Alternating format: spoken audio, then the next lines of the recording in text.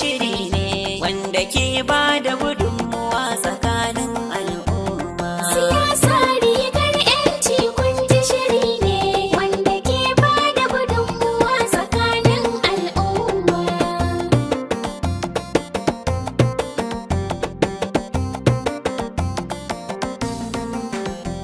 Siyasa rigar 'yanci kun ji shiri wanda ke wayarwa bisa ga la'akari a fanni na siyasa da kyan tsari.